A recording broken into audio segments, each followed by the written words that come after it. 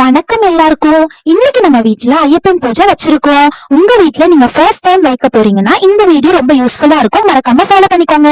மார்னிங்கே எந்திரிச்சு குளிச்சுட்டு ஒர்க் ஸ்டார்ட் பண்ணியாச்சு. விளக்கு ஜாமானுக்கு மஞ்சள் குங்குமம் வச்சுட்டு நானும் அப்போ பாரிஸ்க்கு போய் பூ வாங்க கிளம்பியாச்சு.